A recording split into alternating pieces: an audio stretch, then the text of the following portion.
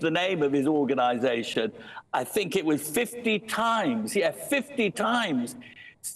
And why is that important? Because the organisations are prescribed by name. If you look at the government website, as I was just doing a few minutes ago, I still couldn't find Al-Muhajirun as a prescribed organisation. It is there, but under another name. But it didn't actually add up to a proper prescription. Prescription means that it is a criminal offence to be a member. It is a criminal offence to use that organisation for extreme acts. I think it's 81 different organisations plus 14 in Northern Ireland. So it's a big, long list. But no, we could see what he was like. We could see what his disciples were doing, and we should have acted quickly. This whole issue of prescription needs to be looked at by the new Home Secretary, Yvette Cooper, because it is clearly not fit for purpose. And so there'd been a back and forth for a long time about other organisations, Islamist organisations, whether they should be prescribed or whether they shouldn't. You say here that him and his followers gamed the law. How do we prevent others from gaming the law in the same way? Or is this sentencing a sign that actually some of those loopholes, perhaps, or weak patches have been fortified? Or is it still possible that some may continue to sort of game the system in this way with malign intent to harm the United Kingdom? Well, harm the United Kingdom and indeed the rest of the world, because through the internet age, people like Chowdhury have global reach. That is the danger. And no, unfortunately, although this sentence is richly deserved and given by Mr. Justice Wall, one of the most experienced judges in the terrorism business, it will not deter other people, unfortunately. What we need to do is understand that there are people who are using the ideas of free speech, a very important liberal idea. They're using these ideas of free speech to say anything and do anything they damn well want to. And that needs to be staked out carefully to make sure that these things can't happen again. And one final point, if I may say, Chowdhury's fertile breeding ground was young people, young men, of course, largely young men, under the age of 25. And that included many people like Chowdhury himself at universities. He'd had an experience of two of them, Southampton University and London University. So we're dealing here with very clever people, and we've got to be even more clever in order to stop them. A hugely important message. Anthony Glees, thank you so much for joining us. National security and counter-terrorism expert, of course. Now, coming up, Labour will confirm they'll push ahead with plans for a private school tax raid. But private schools are worried this will majorly impact students and staff. Could the comprehensive sector get overloaded? We'll discuss this after this.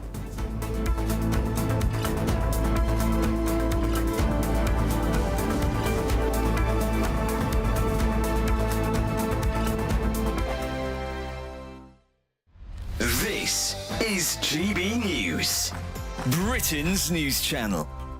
Apparently, almost 70% of 18 to 25-year-olds, we don't know whether that's men or women, but they say that women shouldn't breastfeed in public. 19% would even go as far as labelling it disgusting. Well, only a quarter of Brits say that women shouldn't have to cover up when they're breastfeeding. So clearly there is a big debate here and one to get to the bottom of. And to do so, we're joined by parenting journalist Annette Kellu. Really good to see you this morning, Annette. Really good to see you. Why is this stigma still existing in our society? I think we've got a case here going on of double standards. I don't know about you, but I live near a park, OK? One little hint of sun, the men get completely naked. Honestly, you've never seen anything like it. The bodies are out, all different shapes and sizes. So why is it not OK for a woman to feed her baby? You know, we've got this whole thing. They're OK to be naked doing what they want. Why can't a woman just feed her baby? Why is it shameful in 2024? And it's interesting what you say about the 18 to 25-year-olds, because I really want to know, are they men or women? Because I feel like they'd be men. I was going to say, have you got a hunch? Have you got a suspicion? Yes, I have. And I think as well, they're thinking of them as sexy time, you know? And I feel like they're not, well, maybe that's because they're bombarded with images and they see things like that they're seeing it in that context. But it's really not. It's feeding the baby. It's simple. Shouldn't be shameful. But do you think for men it's like they can't see the difference? There's so much porn in society, isn't there, that breasts are sexualised and seen as this sexual object and not actually for their main primary purpose, which is actually feeding a child. Immediate association. Yeah, exactly. Yeah, they can't. And you can't see that they could have two functions. Absolutely. And to them as well, I feel like they see it, and on the other side of it, they think like, ooh, mummy, and that brings up weird feelings for them, maybe. GB News, the People's Channel. Every Saturday, 10 till 12, we'll bring you all of the news that you need to know. We'll also remind you that there is so much to smile about. It's my favourite time of the week. I get to relax, enjoy some light-hearted stories, and let Ellie teach me about fashion too. That's Saturday Morning Live, every Saturday, 10 till 12. Only on GB News, Britain's news channel. Join me, Neil Oliver, every Sunday night at 6 p.m. on GB News. And if an hour is not nearly enough for you, go to gbnews.com for special extended episodes online every Friday at 9 p.m, where we can truly get into the nitty-gritty of what's going on. GB News, Britain's news channel. If you want your news to be straight talking... This is a nightmare for the Conservatives again. Down to earth. It's not just Nottingham where this is happening, is it? And most importantly, honest. Hard-working, middle-class taxpayers, they'll get the book thrown at them. Then catch me, Martin Daubney, Monday to Friday, 3 till 6 p.m. on GB News, Britain's news channel.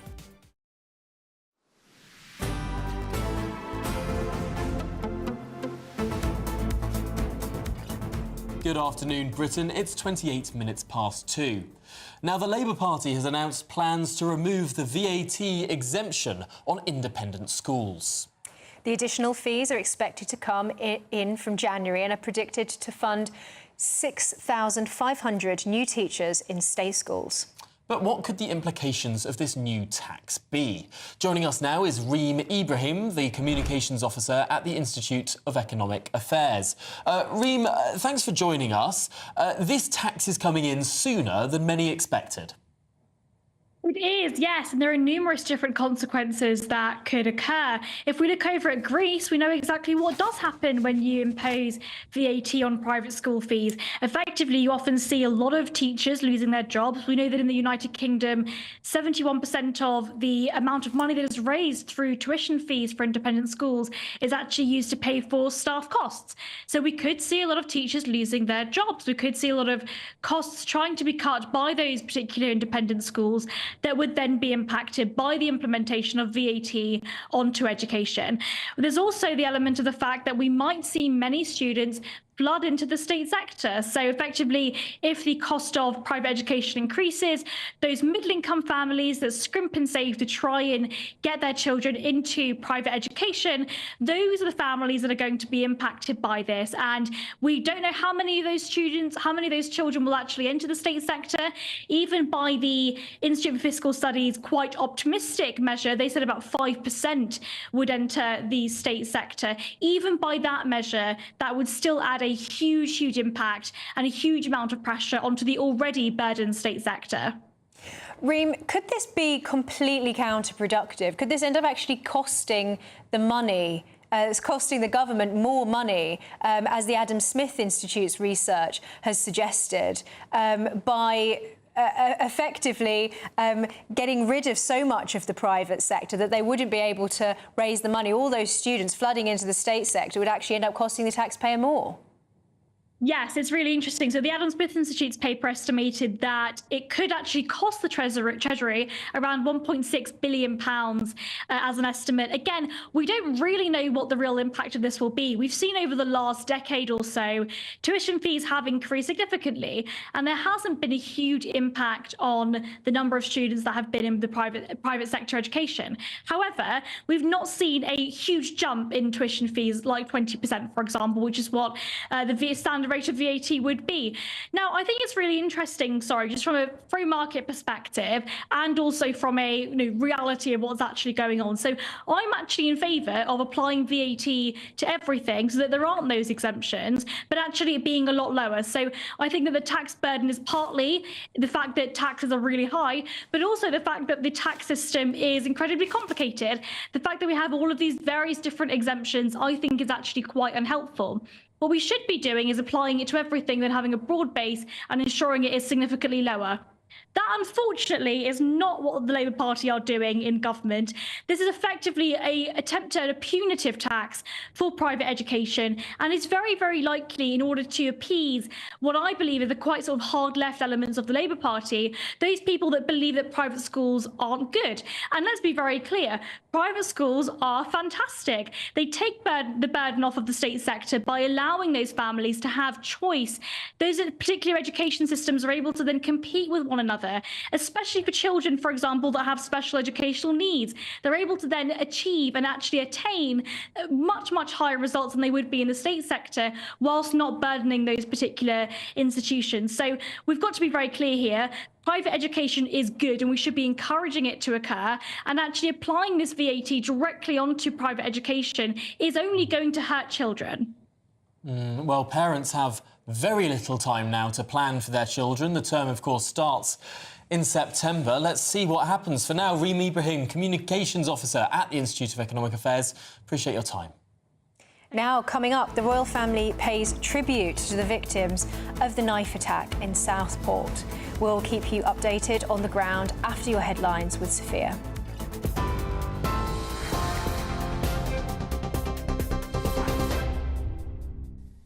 Emma, thank you. It's 2:32. I'm Sophia Wensler in the GB newsroom. Your headlines. The third child to die after yesterday's knife attack in Southport has been named as 9-year-old Alice Aguiar. 5 other children and 2 adults remain in a critical condition after what was described as a ferocious attack at a Taylor Swift-themed dance and yoga workshop. Home Secretary Yvette Cooper paid tribute to those affected and says the government is on a moral mission to address knife crime across the country. A 17-year-old boy remains in custody on suspicion of murder and attempted murder. Notorious hate preacher Anjem Chowdhury has been handed a life sentence after he was convicted of directing a banned terrorist organisation. The 59-year-old was found guilty of running the terror group in a caretaker role after its founder was jailed in Lebanon in 2014. He'll now spend at least 28 years in prison.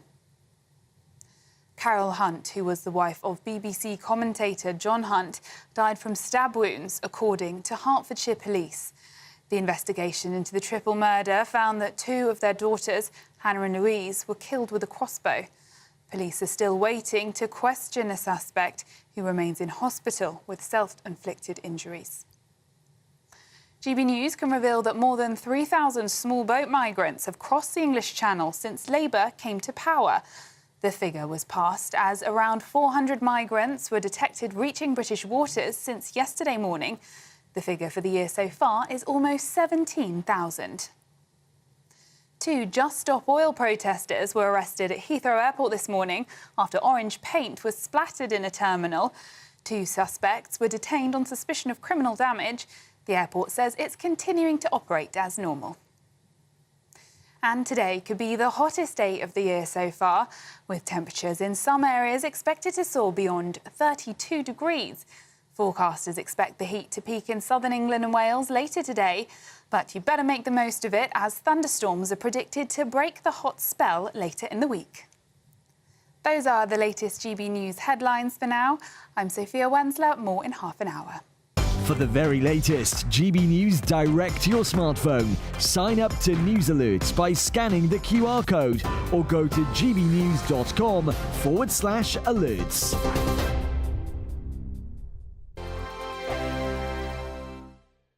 Hello again. Here's your latest GB News weather forecast coming to you from the Met Office. For southern parts of the UK, it is likely to be the hottest day of the year so far. However, further north, it's quite a bit fresher. We have had a cold front pushing through over the last 24 hours or so. That has now decayed and so cleared away. As a result, we're not going to see a huge amount, if any, rain, but it is going to be markedly fresher in the north. A brighter, sunnier picture than it was yesterday. Nonetheless, still some cloud coming and going, and a bit of low cloud perhaps around some Irish Sea coastal parts. But with plenty of sunny skies, especially across England and Wales, temperatures are rising. Highs in the low 30s, 32, possibly 33 Celsius. But like I said, fresher than this further north, high teens, low 20s perhaps. As we go through the end of the day and across parts of Scotland, there may be a bit of showery rain affecting the Northern Isles and perhaps the Outer Hebrides at times too. On the whole, though, it's a dry picture and brighter, sunnier than it was yesterday. Across Northern Ireland, there'll be a bit of cloud coming and going, but there should be some brighter breaks. Meanwhile, across parts of England and Wales, it's a generally fine picture. Lots of sunshine to look forward to as we go through the day, and that sunshine will continue as we go into the evening as well. Overnight, as we go through tonight, we are at risk of seeing a few showers developing across southern parts, and these could start to turn a little bit thundery perhaps. Most places avoiding them, and further north it is going to stay dry with some clear skies. A warm, humid night in the southeast, some places staying above 20 Celsius, noticeably fresher across parts of Scotland, could even get close to a touch of frost in the rural glens of Scotland. As we go through Wednesday then, a bright sunny day for many places. Do watch out for some hefty showers though that could affect some southern parts. Risk of some intense thunderstorms which could cause some localised issues, particularly as we go into the afternoon. Not as hot as today, but nonetheless still seeing temperatures in the low 30s. Bye-bye. The latest GB News travel. Good afternoon, I'm John Vincent. We're seeing queues on the M8 eastbound in Edinburgh at Junction 1, Hermiston Gate. In Lancashire, the A56 in Huncote is closed for a medical emergency. That's between Burnley Road in Huncote and the Rising Bridge roundabout. In the West Midlands, we're seeing the usual slow traffic on the M5 northbound to join the M6 at Junction 8. Severe delays on the M5 in Somerset. It's now reopened in both directions after being closed for a serious accident between Junction 23 Bridgewater North and 24 Bridgewater South, although there is still a lane blocked in each direction for emergency barrier repairs. And we're seeing queuing traffic in Surrey on the M25 into the roadworks anti-clockwise just before Junction 10, the Wisley interchange, where it's also slow for the A3. And that's the latest traffic and travel news. You can stay up to date throughout the day by visiting our website gbnews.com.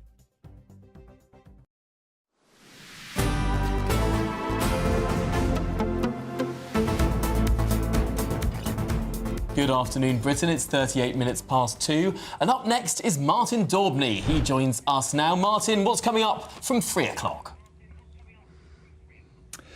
Fantastic show, guys. Well, of course, I'll be continuing to keep an eye on the story that's gripping the nation, the heartbreaking stabbing in Southport. Our little star, Alice, 9, tributes pouring into her. Of course, we'll have the full update on that. Anjem Chowdhury, 28 years in jail, the Islamist hate preacher. But I think the true story is not how long he's got in jail, but why did it take so long to get him in jail? And is the real work going to begin now? Will he continue his badge of honour, as he called it, as Britain's #1 radicaliser? Will he become the most poisonous influence inside British prisons? Does the hard work actually begin right now? And today, on the quiet, without anybody even noticing, on the last day of Parliament, the Labour Party is trying to get rid of the European Scrutiny Committee. For over 40 years, it's kept a beady eye on Brussels, making sure EU rules don't get their snout in the trough of Britain. Today, quietly being put to sleep. I'll have the chairman of the committee, Sir Bill Cash, on my show saying why this is a day Brexiteers should stand up and take notice. Is this the first of another sign of the long road to rejoin from Sir Keir Starmer's Labour Party? All that 3 till 6. Hugely important story there, Martin. So glad you are covering it. We will be tuning in from 3. Now, the 9-year-old girl killed in yesterday's knife attack has been named as Alice Agua. She's become the 3rd child to die after the Southport stabbings, Merseyside police have confirmed. Well, yesterday the royal family paid tribute to the victims of this horrific attack. The King said he and the Queen had been profoundly shocked to hear of the utterly horrific incident. Well, the Prince and Princess of Wales also released a statement saying, as parents, we cannot begin to imagine what the families, friends and loved ones of those killed and injured in Southport are going through. We send our love, thoughts and prayers to all those involved in this horrid and heinous attack. Well, the BBC's former royal correspondent, Michael Cole, joins us now. Because, Michael, I suppose it's at times like this that the unifying nature of the royal family comes to the fore. Good afternoon, Tom. Good afternoon, Emma. Yes, I would expect one member or maybe more members of the royal family to go to Southport in the next few days to offer their personal condolences to the bereaved families and perhaps, if it's possible, to visit some of the wounded children in Hay Hospital in Liverpool. The Queen, the late Queen, said she had very few regrets in life. But one of the regrets was that she did not go immediately to Aberfan in South Wales in 1966, when a slag heap engulfed a primary school and 160 children, among 144 deaths, were recorded. She and the Duke of Edinburgh went later and laid wreaths. The Princess of Wales, late Princess of Wales, late Diana, she didn't wait upon protocol in 1996 when 16 children and their teacher Dunblane in Scotland. She went straight there, offering comfort to the families. It's been a long tradition that the royal family does pay personal condolences. In 1940, perhaps this was the first occasion it really happened, there'd been a particularly bad German Luftwaffe raid on the East End, and King George VI and Queen Elizabeth went there and met the people there, and it was a tremendously important moment. The Queen, who later became the Queen Mother, of course, said when Buckingham Palace was bombed, she said, and now I can look the East End in the eye, because she'd also suffered from the Blitz. So these things are not easy to achieve. There are certain protocols. Buckingham Palace will liaise with number 10 Downing Street and also talk to the emergency services, the police, and others in Lancashire, and of course take soundings from the Lord Lieutenant of Lancashire, as their representative in the county. And that is because they don't want to go up and get in the way of anything that's going on. If there are rescue operations, which of course they're not in this case, but they don't want to get in the way, but they do want to play a personal part in bringing some relief and concern to the families who, goodness knows, they need it now. Now, the royal family have a unique ability to represent the feelings of the nation, and I think there will be people across the country now who have this need to be able to express their profound sympathies to these families, because I think the nation is really hurting for those that have gone through this horrific attack. And the royal family have a unique ability to sort of represent and incarnate the nation. But what would be the best way for them to go about visiting Southport? If they go too soon, perhaps it will be a distraction. If they wait too long, perhaps it could be a regret, like as with the Queen visiting Aberfan. So what would be the best way for them to do it tactfully? Perhaps to go for the Prince and Princess of Wales to go and visit a hospital sort of quietly with no attention from the press. What's the most tactful way for them to do this in a way that would really make the country feel that their sympathies could be extended through the monarch? You put it very well, Emma. These things have to be done carefully. It's not a question of observing protocols so much as doing what is the right thing at the right time. And they will take advice, particularly from the Lord Lieutenant, who is the representative of the King in Lancashire, and they'll speak to the hospitals, and they'll speak to the emergency services and the police, and they'll go at the right time. As you say, they don't want to get in the way, they don't want to go at the wrong time, and on the same time, they don't want to leave it too long, too much of a hiatus. They will do what they think is the right thing, and I'm sure that when they go, the people will appreciate it. It's a right and proper thing that as the head of state. The King takes a leading part in this, and also the Prince and Princess of Wales as his immediate understudies. Whether Kate, the Princess of Wales, will be well enough to go, we shall see. But her concern as the mother of 3 children is obviously genuine and apparent and immediate. And I'm sure that if she can go, she will go, because everybody, as you say, is horrified by this. And when it comes from the very top, from the head of state and from the heir apparent, then it shows for the rest of us who can't go to Southport that they can represent us and our concern at a very, very difficult time. And particularly important given the nature of the victims, given particularly the 3 girls that we know are now dead, 6, 7 and 9 years old, the 5 more in critical condition, all because they went to dance to the music of Taylor Swift. Of course, the Prince of Wales and the Princess of Wales recently met Taylor Swift with their children when she was in London. That underlines it all, Tom. Of course it does. And you make some really good salient points there. They are parents first. They may have royal status, but they're parents first. They've got 3 children, and every parent in this land puts themselves immediately in that position. What would have happened if that had happened to me? We've all had daughters, I know that I have, who went to dance classes all those years ago, and it's just unthinkable. It is appalling. It is the most dreadful thing one could possibly think of. Innocent lives wasted in this most terrible, cruel and vile manner. There's no hoping for anything that's going to be truly comforting to these people. They're grieving very seriously and probably will for the rest of their lives. But for people to reach out to them and to express their concern, particularly when it comes from members of the royal family, that will matter, that will count, and that will really comfort them. And all of us, including everybody watching this programme and everybody at GBNews, certainly sends our sympathies and our deepest concerns. Well, Michael Cole, thank you so much for talking through the royal angle to that this tragedy in Southport. Now, to finish the show, we are on course for the hottest day of the year, with temperatures expected above 32 degrees in parts of the country. But how long will it last? We'll put that to an expert.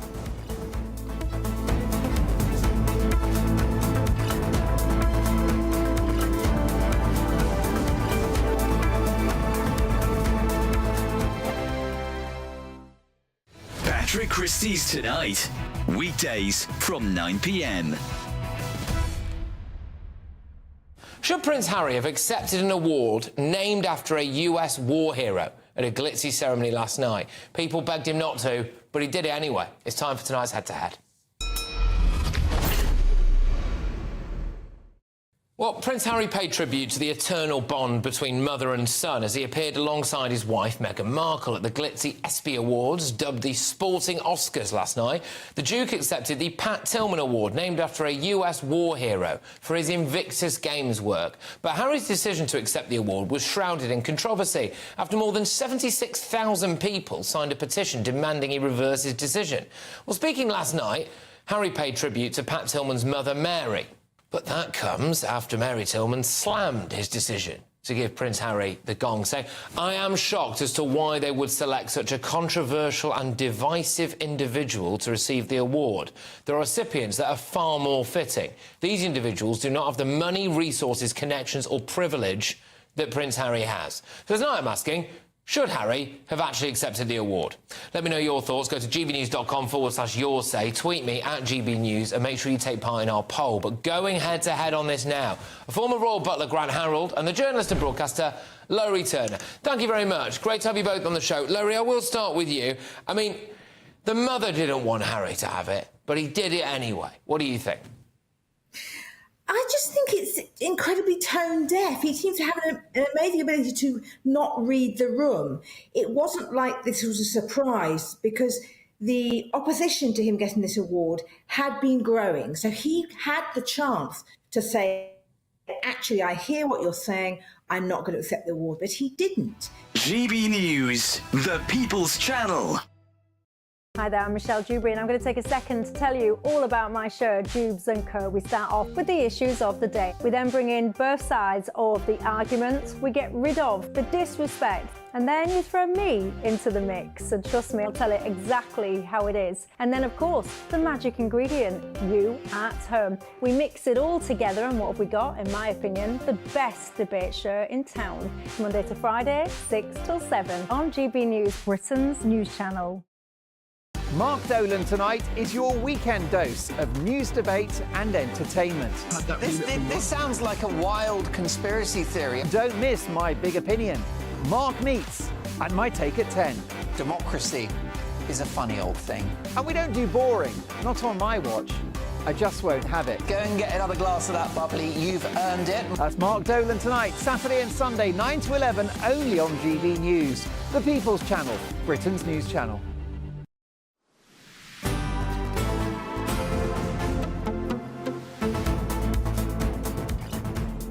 Good afternoon, Britain. It's 9 minutes until 3 o'clock. Now, the UK is on course for a heat wave, with the Met Office predicting today will be the hottest day of the year. Temperatures are set to soar across the south, with London experiencing heights of 32 degrees. But how long will it last? And is everywhere enjoying quite so much sun? Let's pose that question to meteorologist John Ketley. John, tell us, how hot is it going to be? And how long is it going to last? Well, they've already spilt the beans, haven't they? They've already said 32 degrees today. I've been saying for a few days that it is going to be the hottest day of the week, and it's certainly going to be the hottest day of the summer so far. A few caveats as to what's going to happen in the next 4 or 5 weeks, but I think as far as this week's concerned, well, we are likely to keep this pretty hot weather right the way through until Friday, especially across southeastern parts of Britain. But there are, of course, differences wherever you are in the country. And the hot weather doesn't suit everybody, of course. We all know that.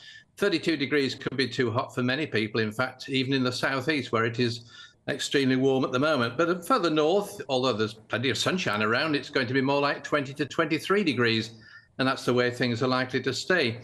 Now, there are going to be some changes coming along even tonight. Across to the west of Paris, you might see this in the Olympic Games this evening. There are going to be some downpours of rain, even some flashes of lightning looking out to the west from Paris. And that's a sign of some heavy downpours or thunderstorms to come across northern parts of France. And eventually they're going to start moving northwards across England in particular as we go through the next 2 days. Now, probably tonight, but more likely during the latter part of Wednesday and into Thursday, we are going to see some showers, heavy showers or rumbles of thunder becoming more widespread from the south across many parts of England. But let's not just put a damper on it too quickly. We've got plenty of warm weather even when the thunderstorms are around. I mean, it doesn't suit everybody. Clarifications. Well, I know, but we just need some good news at the moment. It might not be to everybody's taste when it's very hot, but at least we've got some dry weather for the time being anyway. At least we didn't experience the Paris experience. I don't know if I should feel guilty or not, but I did feel a little bit smug just how localised the rainstorm seemed to be at the Paris Olympic opening ceremony. John, what about the rest of August? How is it going to look for the rest of the month? Oh, gosh, that's very difficult to say. I mean, there are going to be some nice warm spells, there's no doubt about that. But you can't put together 2 or 3 weeks all in a row and say that's how things are going to be now for the rest of the summer. It's not like that at all. Certainly some hot spells continuing over central and eastern parts of England. Well, John, I'm afraid that's all we've got time for. Meteorologist John Ketley, thank you so much for joining us. That's all from today. Up next, it's Martin Daubney. We're both back from midday tomorrow.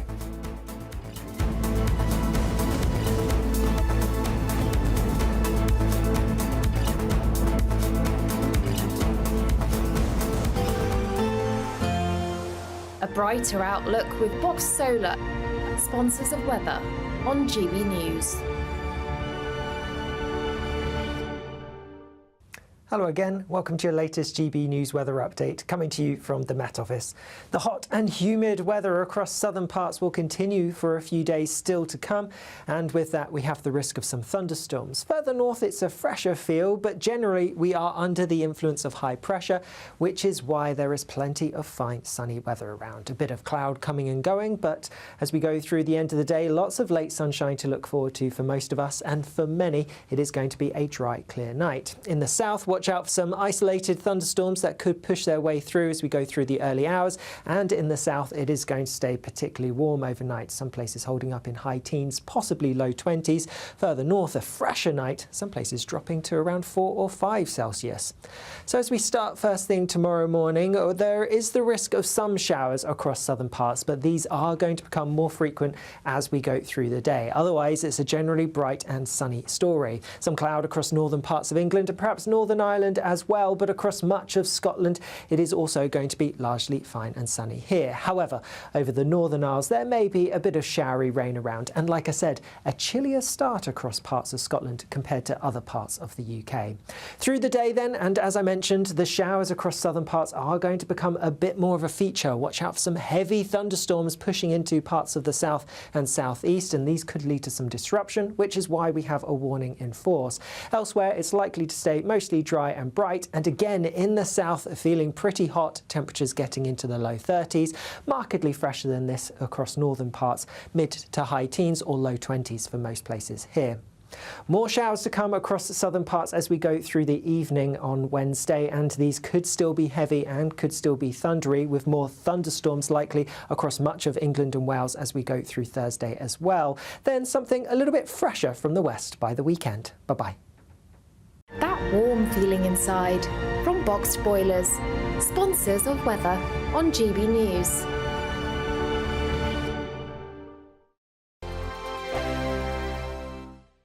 Celebrate a spectacular summer with your chance to win an incredible £30,000 in tax-free cash in our Great British Giveaway. It's the biggest prize of the year so far, and it's totally tax-free. What would you spend that on? Luxury holidays, a new car, or just put it away for a rainy day? Whatever you do with £30,000 in tax-free cash, make sure you don't miss out on a chance to make it yours. For another chance to win £30,000 in tax-free cash, text CASH to 63232. Text costs £2 plus one standard network rate message. You can enter online at gbnews.com/win. Entries cost £2. Or post your name and number to GB07 PO Box 8690 Derby DE1 9TT.